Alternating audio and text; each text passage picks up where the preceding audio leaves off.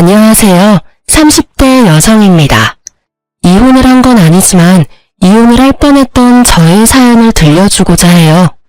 제 딴에는 너무 힘들었던 경험이었는데 다른 분들 사연을 읽어봤더니 저보다 힘드신 분들이 많더라고요.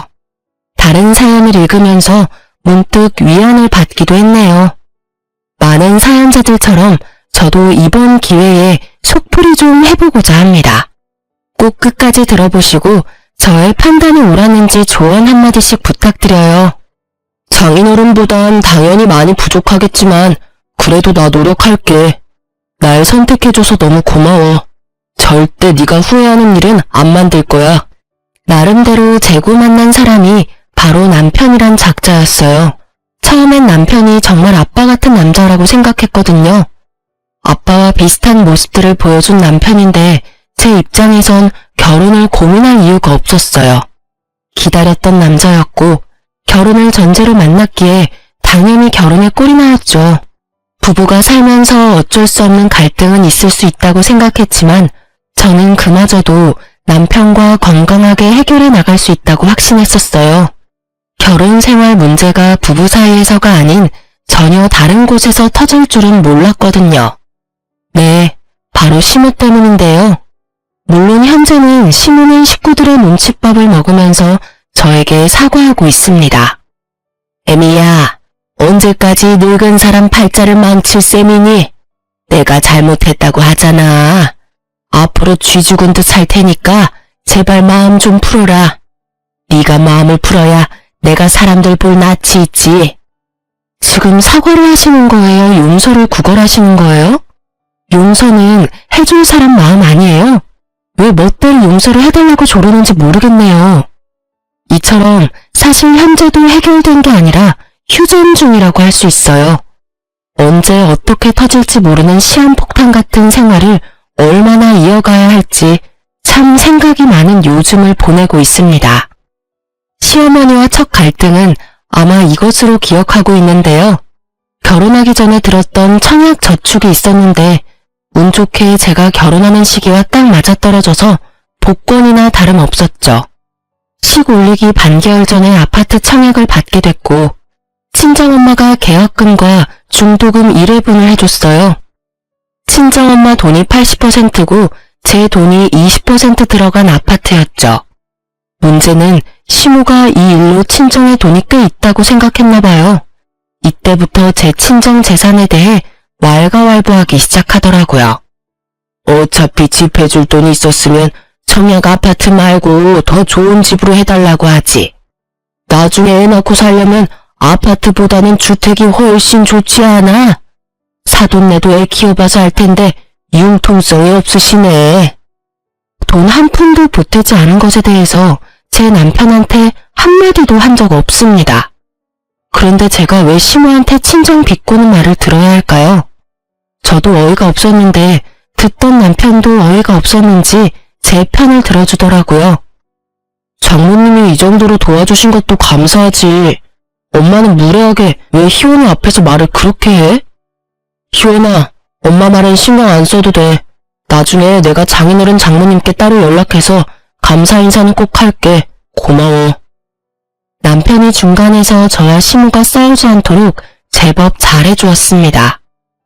그래서 저도 우스갯소리로 그러려니 하고 넘길 수 있었죠. 왜 그런 말 있잖아요. 개소리엔 무시가 답이다 라는 말이요. 그렇지만 제 썩은 표정까지는 숨기지 못했네요. 솔직히 무시하더라도 기분이 나쁜 건 어쩔 수가 없잖아요. 조금이라도 눈치가 있는 사람이라면 선을 지키며 말해야 되는데 그마저도 시모에 대한 너무 큰 기대였던 거죠. 제가 아무 말 안 하고 있으니까 시모는 그저 제가 바보인 줄 알았나 봐요. 날이 갈수록 시모의 돈 욕심이 활개를 치더라고요. 그땐 신혼집에 입주하고 일주일 정도 지났을 겁니다. 제가 회사에 있을 때 시모에게 전화가 와서 받았는데요. 역시나 무례한 제안을 하시더군요. 예, 오늘 내 친구들 한 10대 명 정도 니들 집으로 불렀거든? 새 아파트 입주를 했으면 집들이를 해야지. 네? 그게 무슨 말씀이세요? 저희 집에요? 어머님, 당일에 갑자기 이러시면 곤란하죠. 저도 제 일정이 있잖아요. 일정은 무슨 일정? 며느리면 시댁 일이 당연히 우선이어야지. 약속 있어도 취소하면 될 거 아니니. 나도 내 이미지가 있는데 이미 부른 사람들을 도로 가라고 해. 어차피 니네 집 돈 많아서 회사 취미로 다녀도 상관없잖아. 참, 출장 뷔페 좀 불러라. 그리고 내가 고른 와인이 있거든. 사진 보내줄 테니 그걸로 준비해놓고 나중에 저녁에 보자. 기가 차서 답변을 못하고 있었는데 시모는 자기 할 말만 하고 전화를 끊어버렸어요. 저희 부부 허락도 없이 자기의 집인 것 마냥 사람들을 초대한 것도 어이가 없는데 제가 왜 시모 지인들에게 접대해야 하는지도 이해가 안 됐죠. 하지만 어쩔 수가 없었습니다. 이미 일은 벌어졌고 이때는 남편과 결혼한 지 얼마 안 됐기 때문에 초전부터 시모에게 밉보이고 싶진 않았어요. 남들이 어렵다는 고부 갈등을 피하기 위해 제 나름대로 고심을 했더랬죠. 그래서 결국 출장 뷔페를 알아보고 제 돈으로 예약했습니다. 어머님도 친구들에게 며느리 자랑이 하고 싶을 거라며 좋게 생각하고 넘어갔죠. 그렇게 집들이 시간이 되었고 등장한 시모는 머리부터 발끝까지 힘을 안 준 곳이 없었죠. 솔직히 고작 집들이 하러 집에 오면서 뭐 그렇게 요란을 피우나 싶더라고요. 아무튼 하필 남편은 오늘 야근이라고 늦게 온다고 해서 제가 시모의 응석을 다 받아주어야 했어요. 그래, 내가 시키는 대로 다 준비했지? 내 친구들이 워낙 깐깐해서 대충 준비하면 다 눈치챈다고. 네가 내 며느리로 제격인지 아닌지 테스트 받는다고 생각해라. 오늘 하는 거 봐서 점수 잘 주든가 말든가 할게. 그깟 점수 안 받으면 그만이었기에 혹하지도 않았습니다. 그럼에도 저는 내내 하면서 우선 맞춰줬어요. 그렇게 얼마 후 사람들이 들이닥치고 집안이 시끌시끌해졌습니다. 사람은 끼리끼리 만난다는 말 많이 들어보셨죠? 그 명언을 직접 확인했지 뭐예요. 시모 지인들은 어쩜 하늘같이 다들 시모랑 비슷한 성격인지 모르겠더군요. 남의 집인데도 불구하고 거리낌이 없더라고요. 여기저기 온갖 방문을 다 열어보는 건 기본이었고 침실까지 들어가서 저희 부부가 쓰는 침대에 누워보고 난리도 아니었어요. 어머! 이 가방 국내에 몇 개 안 들어왔다는 그 가방 아니야? 어때? 나랑 잘 어울려? 집들이로 출장 뷔페까지 부르는 며느리는 내 생전 처음 보잖아. 부럽다 부러워. 시모가 어지간히 생색을 내놨나 보더라고요. 시모 지인들이 시모를 얼마나 부러워했는지 몰라요. 그리고 시모는 친구들의 동경 어린 눈길을 잔뜩 즐기고 있었습니다. 부럽기는 뭘. 당연히 우리 집에 며느리로 왔으면 이 정도는 해야지. 내 눈이 좀 높아? 어차피 이건 사돈네한테 껌값도 안 되는 수준이니까 부담 안 가지고 마음껏들 먹고 가. 시모는 마치 우리 집이 상위 1% 정도 되는 집안처럼 떠들어댔어요. 이대로는 안 되겠다 싶더라고요. 여기서 제가 가만히 있으면 어느 정도 인정하는 꼴이 되잖아요. 그렇게 되면 또 시모가 얼마나 과한 걸 요구할지 모른다는 생각이 순간 들었습니다. 저는 바로 과일을 들고서 시모 옆으로 가 앉았어요. 그들 대화에 자연스럽게 끼어들었죠. 네?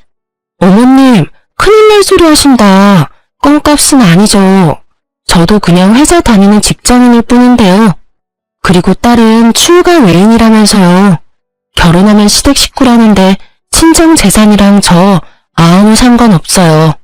출장 뷔페도 제 월급으로 부른 거라고요. 아, 그리고 제가 갑자기 집들이 준비하느라 깜빡 말씀 못 드렸는데요. 이번 달에 어머님 생신 있잖아요. 어쩌죠? 출장 뷔페가 너무 비싸서 그날 따로 용돈 드리긴 힘들 것 같아요. 뭐야? 얘가 지금 무슨 소리를 하는 거야? 그 얘긴 나중에 따로 하자꾸나. 네네. 참, 근데 어머님, 요즘 과일은 또 왜 이렇게 비싸대요? 어머님이 좋고 비싼 걸로 사라고 하셨는데 과일들이 죄다 금값이더라고요. 돈 너무 많이 들었겠죠. 그래도 어머님 친구들한테 제 사비 몽땅 쏟아부었으니 오늘 이 자리가 생신 선물이라고 생각해 주세요. 저는 과일 칼을 들고 시모를 향해 일부러 웃어 보였습니다. 제 돌발 행동에 시모는 친구들 눈치 보느라 제대로 말도 못하셨어요. 그저 얼굴이 시뻘개지며 솟구치는 화를 참는 듯 하셨죠. 맛있게 먹던 시모 지인들마저 시모의 상태를 눈치를 보기 시작했을 정도로 빨갛더라고요.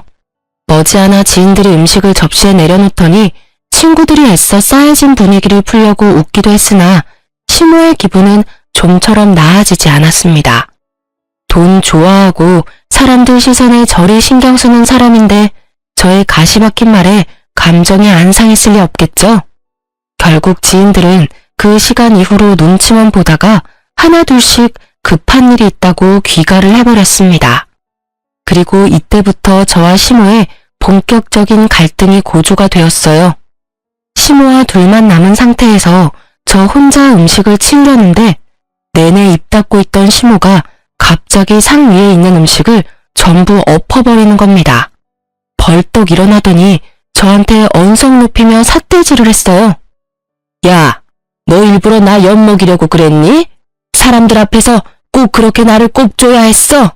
대충 넘기면 될 상황에 왜 굳이 안 해도 될 말을 해서 사람 피를 말려, 피를. 어머님도 굳이 안 해도 될 일을 버려놓으시고 저한테 그렇게 말씀하시면 안 되죠. 그러게 왜 자꾸 저희 친정들이 돈이 많다고 멋대로 단정 지으세요? 저희 친정이 돈이 많든 적든 어머님이랑 관련 없는 일이에요, 제발. 그런 소리는 그만해 주셨으면 좋겠어요. 맞는 소리잖아.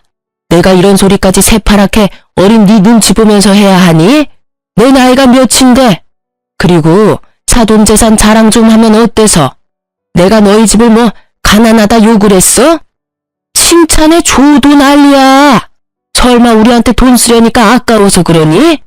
네 말 맞다나. 너도 이제 우리 식구인데 그런 식이면 우리 어려울 때 나몰라라 하겠다.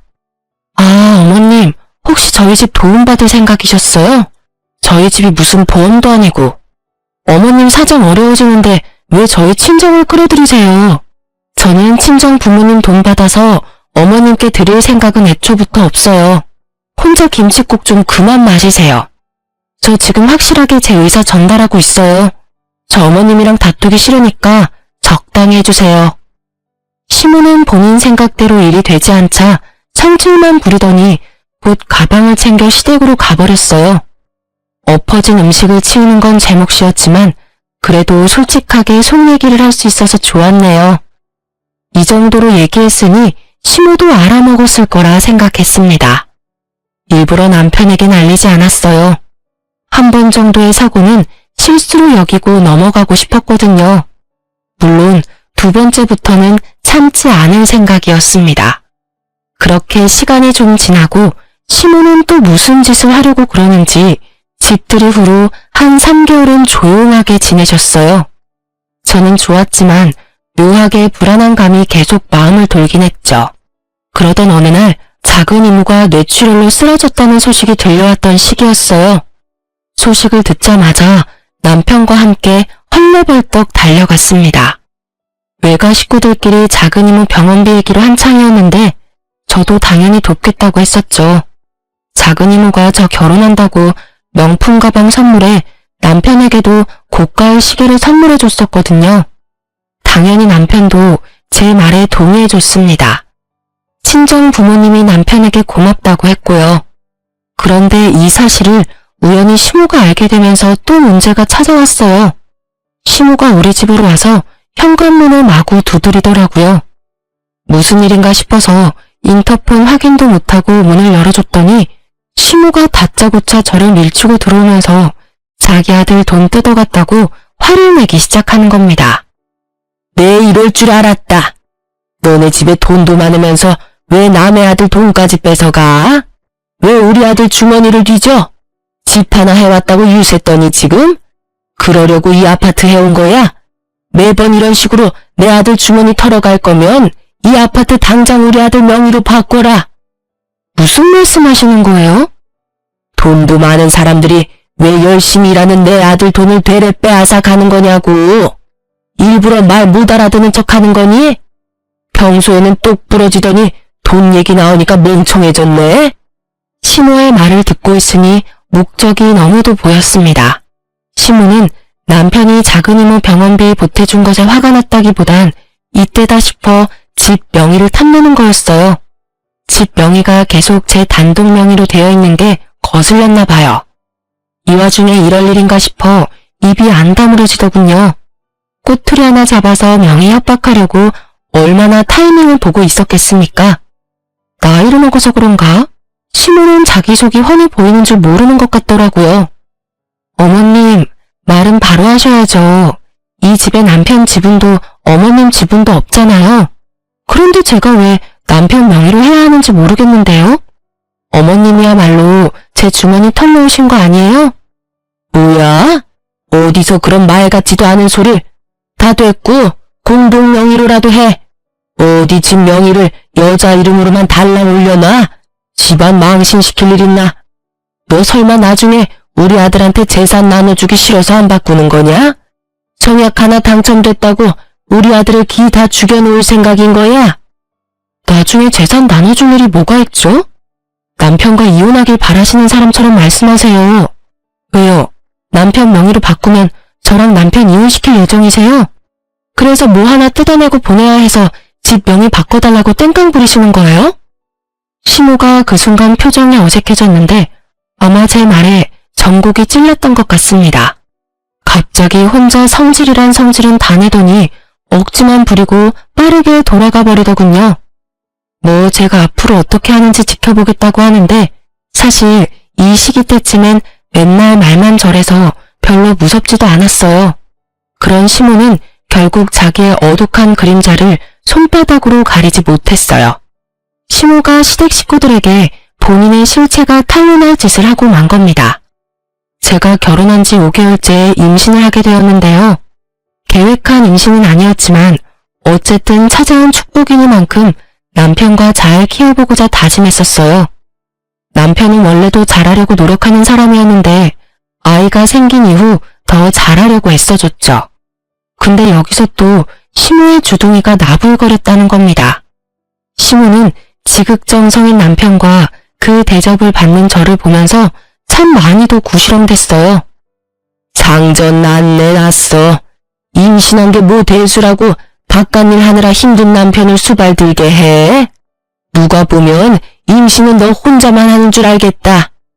자기 손주 될 아이나 마찬가지인데 말을 왜 이렇게 비꼬는지 모르겠다니까요. 시부가 워낙 점잖으시고 말수가 적어서 존재감도 적으신 분이거든요. 근데 그런 분이 오죽 듣기 불편했으면 시모한테 작작하라고 핀잔을 주더라고요. 그리고 거의 남편이 저를 대신해서 시모를 상대해줬습니다. 저도 분명 시모의 독백을 듣는 것만으로도 스트레스를 많이 받았어요. 근데 그나마 남편이 제 입장을 이해해주고 시모가 근처에 못 오도록 관리해줘서 우울증까진 않았습니다. 그런데 출산하고 집에서 산후조리 중일 때 또 한 번 사고가 터졌어요. 시모가 온 가족들을 불러 모은 겁니다. 남편이 저는 쉬어야 해서 안 된다고 해도 중대 발표가 있다며 무조건 시댁으로 오라고 한 거예요. 하는 수 없이 저도 남편의 부축을 받으며 시댁으로 향했었죠. 역시 황당한 말씀만 늘어놓으시더라고요. 내가 갱년기가 왔는지 집에만 있으니까 기분도 우울하고 몸도 축 처지는 게 영 이상하더라고. 그래서 네 아버지가 나한테 식당 하나 차려줬잖니? 앞으로 나도 내 삶을 살아야 하지 않겠어? 그러니까 나중에 나한테 맡아달라고 그러지 마라. 나 이제 바쁜 사람이다. 시모는 갱년기 핑계를 대며 자기가 황혼 육아를 할지도 모를 사태를 피해갔어요. 이런 말을 여기서 쓰는 건지 모르겠지만 떡줄 사람은 생각도 안 하는데 혼자 북치고 장구치고 하더라고요. 저도 저희 애를 저런 어른한테 부탁하고 싶지 않거든요. 생각도 안 하고 있었는데 시모가 먼저 우스운 소리라니까 괜히 기분이 나쁜 겁니다. 그리고 굳이 이를 키워서 시부 돈까지 쓰게 만든 거죠. 뭐 식당 부분에 대해서는 시부도 시모가 집에만 있기보단 밖에서 일도 했으면 하는 바람이 있어서 허락해줬다고는 하더라고요. 아무튼 솔직히 시모에게 애를 맡길 생각도 없었는데 굳이 저를 똑바로 쳐다보면서 말하는 시모가 너무 얄밉고 재수없었어요. 애 보는 일도 뼈 빠지게 힘들지만 그렇다고 자영업은 어디 쉬운 일인가요?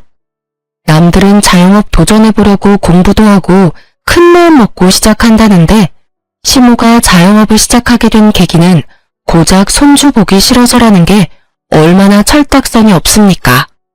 이쯤에서 시모의 얘기를 꺼내야 할 것 같은데요. 남편이 외동은 아니었고 누나가 한 명 있어요. 시모도 시모 딸 아니랄까봐 시모 하는 짓과 아주 똑같거든요. 그런 시모한테서 어느 날 전화가 온 적이 있었는데요. 시모가 제게 전화를 하는 이유는 늘 명백했습니다. 부탁을 할 때만 전화를 했어요. 그래서 이날은 또 무슨 쓸데없는 부탁을 하려고 전화했나 미리 한숨이 나오더라고요. 울케, 혹시 안 쓰는 통장 하나 있어? 있으면 나 좀 잠깐 빌려주면 안 될까? 네? 다짜고짜 통장을 빌려달라니 그게 무슨 말씀이세요? 아니, 내가 목돈이 조금 생겼는데 남편이 모르는 돈이라서 걸리면 나 진짜 죽어. 그러니까 올케 통장에 잠깐만 맡아주면 안 될까 해서. 진짜 며칠이면 돼, 응? 신우가 시모와 닮은 점들 중에 하나가 사치가 심하다는 거였는데 이번엔 어디서 돈이 났는지 몰라도 아주버님 몰래 5천만 원이나 되는 돈을 숨길 곳을 찾으려고 저한테 연락했더라고요. 저는 처음엔 거절했습니다. 통장은 부모 자식 간에도 조심해야 할 부분이잖아요. 그런데 제게 별로 의미도 없는 신우한테 통장을 어떻게 줍니까? 제 남편한테도 통장을 줘본 적이 없는걸요. 그렇게 안 된다고 계속 주장했지만 신우는 포기할 생각이 없어 보였어요. 얼마나 사정을 했는지 모릅니다. 우리 남편이 올케만큼은 믿잖아, 응? 제발 나 좀 살려주라. 올케가 잘 맡아주면 내가 올케한테 지분 좀 떼줄게. 절대 돈 때문이 아니라 이걸로 며칠을 귀찮게 할 걸 알아서 하는 수 없이 잘 안 쓰는 통장에 신우 돈 5천만 원을 받아서 넣어두게 되었어요. 갖고 있기 찝찝했는데 그래도 시간이 지나면서 점차 망각하게 되더라고요. 그리고 한날 신우가 문득 그 돈을 달라고 한 날이 오게 되었습니다. 저는 아무 생각 없이 통장에서 돈을 입금해 주려고 했어요. 그런데 자꾸 잔액이 모자란다는 알림이 뜨더라고요. 여러 번을 해도 같은 반응이 나오자 당황해서 통장을 들고 ATM 기기에 조회를 해봤죠.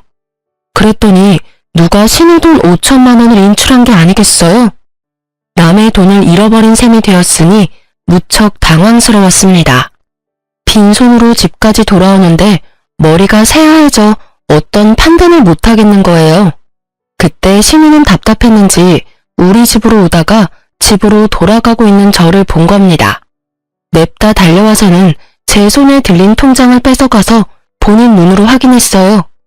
곧 통장 잔액이 없다는 걸 알게 된 신우가 통장을 바닥에 집어던지면서 제 멱살을 잡았습니다. 너 뭐야? 미쳤어? 이 돈이 어떤 돈인데? 내 돈 어쨌어? 내 돈 5천만 원 어디로 빼돌렸냐고? 저 아니에요. 저도 모르는 사실이라고요. 형님이 저한테 돈 맡겼을 때부터 전 그 돈에 손도 댄 적 없어요. 대체 어떻게 된 건지 지금 저도 엄청 혼란스럽거든요. 생각 좀 해보게 소리 좀 지르지 마세요. 이 미친년이 남의 돈 잃어버려놓고 뻔뻔하게 소리치네. 야, 장난해? 그럼 이 돈이 지금 제 발로 도망가기라도 했다는 거야? 야, 이 사기꾼아. 안 되겠다. 그냥 경찰서로 가. 경찰 앞에 가서도 그따구로 말할 수 있나 보자고. 이런다고 사라진 돈 돌아오는 거 아니라고요. 저도 답답해서 경찰서에 신고하고 싶네요. 신우랑 저는 각자 다른 기분으로 답답함을 호소하며 길 한복판에서 실랑이를 벌였습니다. 졸지에 사람들의 이목을 확 끌고 말았어요. 그때쯤에 제 전화가 울렸는데요. 신우한테 온 전화였습니다. 저는 저를 자꾸 잡고 흔드는 신우를 밀치고서 신우 전화를 받았어요. 신우도 신우인 줄 알고 잠깐 저를 내버려 두더라고요. 아무튼 이래나 저래나 이 상황이 이해가지 않는 건 저 또한 마찬가지라서 뭐든 하고 싶었습니다. 저도 왜 그랬는지 모르겠는데 신우 전화를 바로 스피커로 돌렸어요.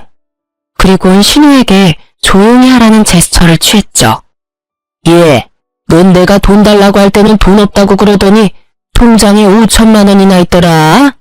그 돈 내가 좀 썼다. 식당에 수리할 게 있어서 썼으니까 좋은 일에 썼다고 생각해라. 괜히 돈 없어져서 경찰에 신고 안 해 만에 헛소리 할까봐 미리 말하는 거야. 가족한테 들어가는 돈이니 안 아깝지? 신우가 그 상황에 전화를 해줘서 얼마나 고마웠는지 모릅니다. 유일하게 신우의 존재가 제게 희망이 되었던 순간이었어요. 신우의 그 통화로 인해 저는 더 이상 신우에게 해명할 필요도 없었고 남의 돈 때문에 심장 철렁할 기분도 빨리 거둘 수 있었거든요. 대신 신우는 더 난리가 났죠. 범인이 제가 아니라는 당황스러움과 자기 엄마에 대한 분노가 겸해졌을 거예요.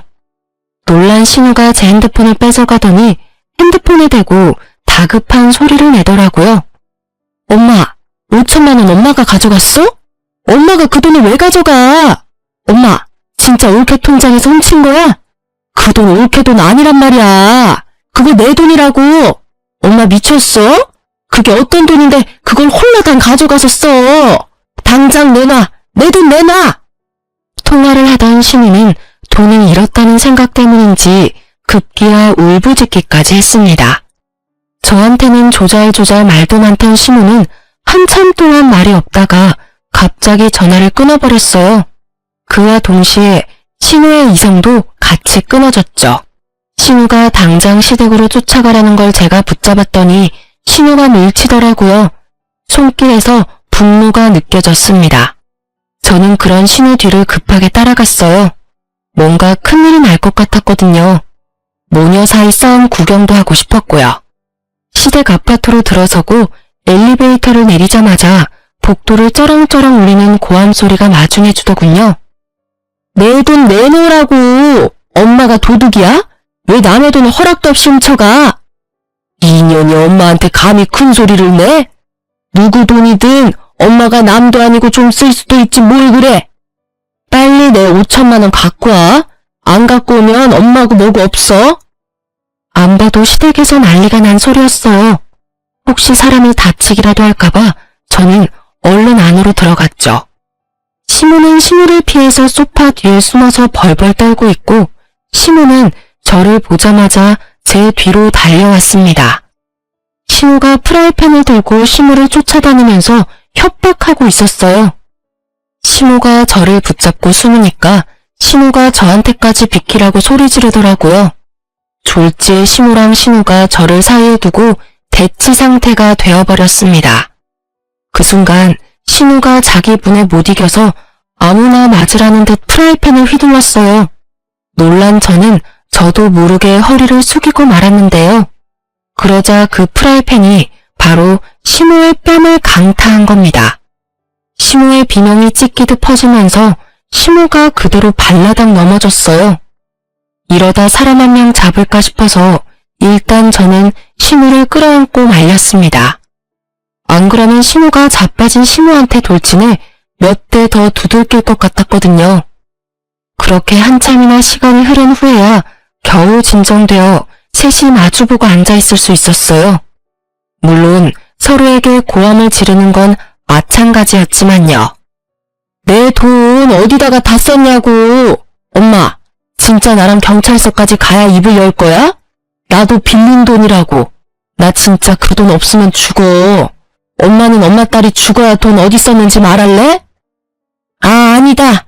경찰서 가면 네 아버지가 날 집에서 내쫓을 텐데. 너야말로 엄마가 아무것도 없이 네 아버지 손에 쫓겨나는 걸 원하는 거야? 어머님, 그냥 돈 어디 썼는지 얘기하세요. 어머님이 잘못하신 건 맞잖아요. 내가 어디 내 딸 돈인 줄 알았겠어? 넌 왜 네 통장에 남의 돈을 넣어놓고 난리야? 남 탓하지 말고 엄마 행동 거지나 똑바로 해.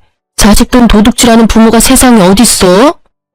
신우의 성화에 못 이긴 신우는 결국 저와 신우의 눈치를 보다가 고개를 숙이셨어요. 저보다는 신우한테 하는 사과였습니다. 신우가 신우 앞에 냅다 무릎 꿇고 신우 손을 잡으면서 용서를 빌더라고요. 윤지야, 내가 미안하다. 나는 며느리 제 돈인 줄 알고 친구들이랑 잠깐 술 먹는 데 썼어. 식당은 장사도 안 되지. 식당 접으면 늙어서 손주나 보고 있어야 할 것 같고. 나도 내 나름 고충이 많아서 스트레스 좀 풀까 싶은 찰나에 얘 통장에 돈이 있길래. 말 같지도 않은 변명인 거 알지? 신우가 울랑말랑하는 얼굴로 얘기하는 걸 들어보니 통장의 존재가 신우 눈에 들어가게 된 이유를 알 수 있었습니다. 신우가 지난날 남편에게 반찬을 가져왔다며 집 비밀번호를 물어본 적이 있었어요. 그때 신우가 우리 집을 뒤져서 제 통장을 보게 된 것 같았습니다. 당연히 제가 조회를 해놨었기 때문에 숫자가 찍혀 있었어요. 아마 신우가 통장에 찍힌 5천만 원을 보자마자 훔치기로 마음먹은 듯 했죠. 근데 그 큰 돈을 한 번에 날렸다는 사실이 정말 기가 막혔어요. 신우가 그 돈을 다 인출해서는 집들이 때 왔던 지인들과 도박을 하고 유흥하는데 전부 날렸다고 하더라고요. 그 돈이 어떤 돈인데 엄마가 아줌마들이랑 개처럼 논다고 쓴 걸 내가 이해해줘야 돼? 엄마 얘기 좀 들어봐. 엄마도 우리 딸 돈인데 당연히 바로 돌려주고 싶지. 그런데 내 손에 없다고. 나한테 그런 큰 돈이 어디 있겠어? 신우는 식당 관리도 제대로 못하고 놀기만 해서 적자였어요. 오히려 돈이 있는 게 아니라 빚 때문에 한 푼이 아까운 사정이었죠. 그건 시부도 모른다고 하시더군요. 결국 답답하고 분했던 신우는 신우의 말을 끝까지 듣지 못하고 그대로 쓰러졌습니다. 그 모습에 저도 놀랐지만 신우도 많이 놀라셨어요. 우선 제가 할 수 있는 일은 119를 부르는 거였어요. 그리고 시부에게 이 사실을 알렸죠. 시부는 딸바보라서 신우를 참 아끼는 분이셨는데요. 신우가 병원에 있다는 말에 바로 달려오신 거예요. 대체 이게 무슨 일이냐? 왜 내 딸이 쓰러져? 어디 몸이 안 좋은 거래? 이 와중에 시부 하는 짓이 진짜 철부지 그 자체였는데요. 시부가 제게 상황을 묻는데 시부가 절대 말하지 말라고 시부 뒤에서 난리 부르스를 추는 겁니다. 저보고 어쩌라고요? 모든 상황은 시부로부터 비롯되었고 시부를 언급하지 않고는 상황을 설명할 수 없잖아요. 그래서 저는 더 큰 사고를 막기 위해 시부에게 사실을 전부 밝혔어요. 제가 사실을 말하는 동안 시부가 사색이 되어갔는데 그 와중에도 저한테 따가운 눈초리를 엄청 보내더라고요. 별다른 방책도 없으신 분이 무작정 자기 탓만 피하려고 발악하는 게 참 어른답지 못해 보여서 웃겼네요. 아무튼 결국 진실을 알게 된 시부가 크게 분노하며 자기 뒤에 있는 시부에게 큰 소리를 쳤어요. 내가 당신 언젠가는 사고 칠 줄 알았어. 대체 언제까지 애들 발목 잡고 돈돈거릴 거야? 시부는 시부의 변명도 안 듣고 무작정 병실 밖으로 데리고 나가버렸습니다. 그때쯤 남편도 병실에 도착했는데요. 남편에게도 사정을 다 설명했더니 남편이 크게 한숨을 내쉬더라고요. 미안해 여보. 당신도 많이 억울했겠다. 내가 중간 역할을 잘했어야 했는데 그런 일이 생겼는 줄도 모르고 있었어. 미안해. 당신 잘못 아니야. 당신 엄마가 잘못한 거지.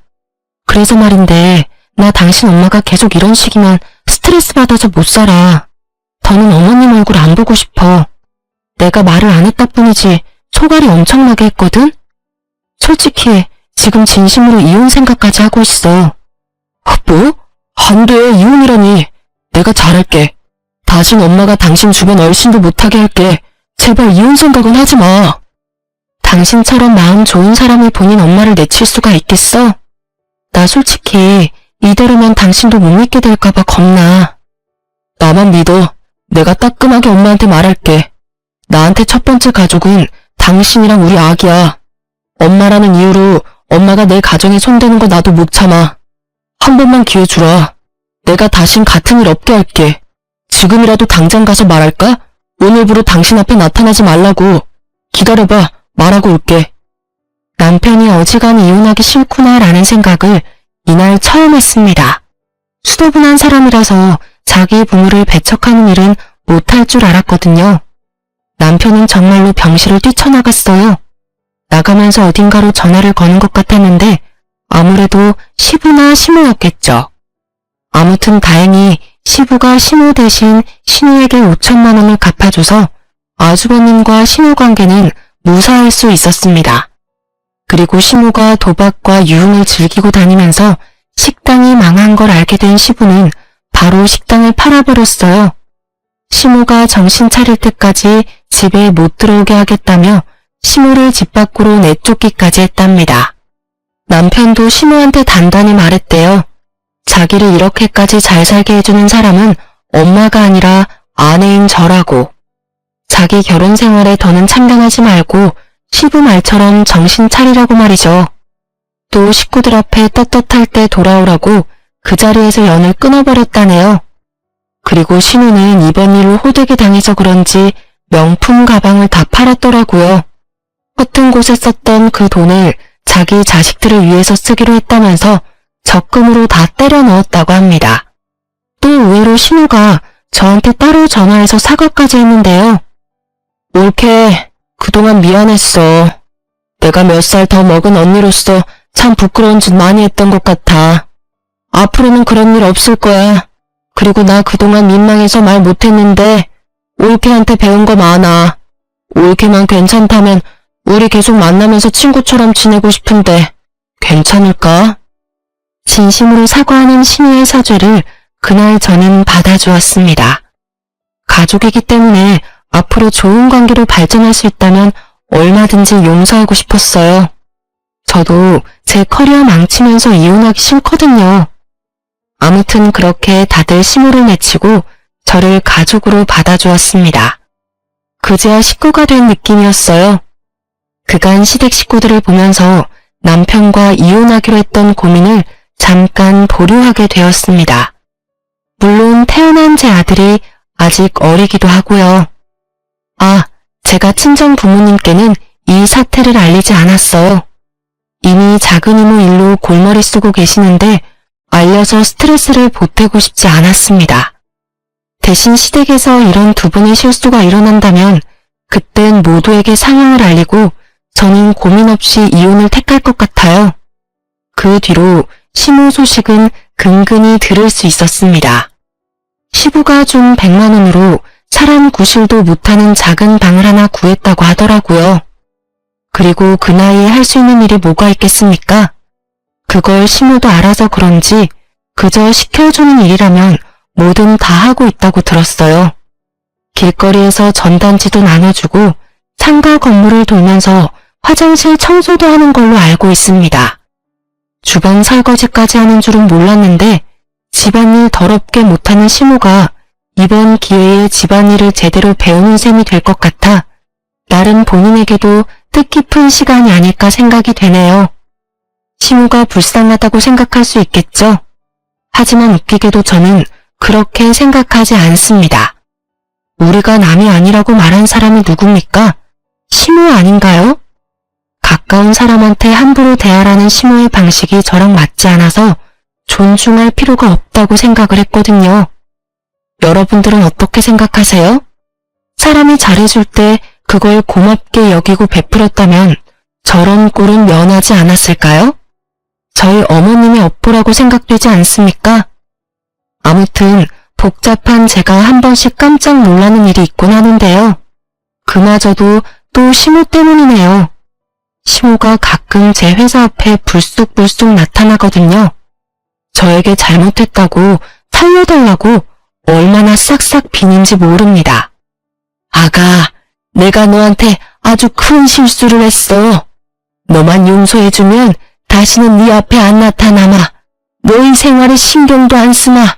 제발, 제발 내 집에만 돌아갈 수 있게 해다오.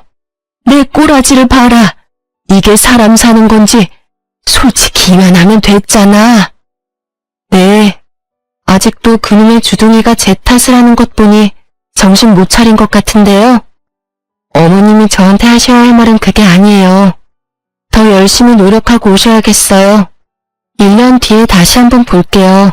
얼마나 뉘우치고 깨달았는지도 그때 가서 결정할 거고요. 그럼 저는 바빠서 이만 들어가세요. 그렇게 시모가 집에서 쫓겨난 지 한 달이 훌쩍 넘었네요. 저희 친정의 작은 이모도 점차 호전되고 있다고 들었어요. 남편이 갑자기 바빠진 저를 대신해서 작은 이모 병원에 혼자 가서 친정 식구들을 만나고 오기도 하는데요. 우리 아들까지 손수 데리고 가서 친정 식구들에게 보여주고 오는데 그런 수고스러운 마음은 참 고마운 것 같아요. 그런데 한날 시부가 연락이 와서 시댁에 갔더니 집에 시모가 들어와 계시더라고요. 무슨 일인가 싶어 멀뚱히 서 있기만 했는데 시부가 시모를 집에 들이기로 했대요. 내가 이 사람 집에 들어오라고 했다. 대신 조건을 달았어. 너희가 맞벌이로 열심히 사니까 손주는 이 사람이 봐줄 거고 주말에도 젊을 때 여행도 다니고 하라고 드린 거니 알아서들 해라. 아유, 염려가 있겠어요? 내가 애 보는 건 기가 막히잖아. 아가, 걱정하지 말고 준석이는 내가 볼 테니 너희는 편하게, 응? 편하게 데이트도 하고 그래. 알겠지? 시모는 제 품에 안긴 제 아들을 데리고 가면서 저희더러 나가서 바람이나 쐬고 오라더군요. 처음엔 얼떨떨했는데 이것도 나쁘지 않겠다고 생각해서 시부 말씀에 따르기로 했습니다. 그리고 시부가 그랬거든요. 시모에게 시모 돈 대신 갚아준 5천만 원을 전부 갚으려면 저희 아들이 초등학교 입학할 때까지는 육아해야 할 거라고요. 시모는 그저 알겠다고 고맙다고만 했죠. 다행히 시모가 아들 손주 바보라서 저희 아들을 정말 최선을 다해서 봐주고 계세요. 올 여름에는 남편과 일주일간 시간을 맞춰서 여름 휴가로 하와이에 다녀오기로 했답니다. 물론 제 아들은 시모가 봐주실 테니까요. 저는 남편과 지금 연애 때보다 더 사이가 좋아요. 그래도 사람 일은 어떻게 될지 모르니 남편과 이혼하려고 했던 그때의 감정은 완벽하게 정리할 수가 없더라고요. 한번 이혼의 감정이 들었다면 사실 긴장해야 할 신호이긴 하잖아요. 그래도 아직 아들이 어리니까 당분간은 이혼 생각보다는 좋은 쪽으로 생각하며 살려고 노력해야겠죠. 제 사연은 여기까지입니다. 제발 고부간의 갈등이 없어지는 그날이 빨리 왔으면 좋겠네요. 감사합니다.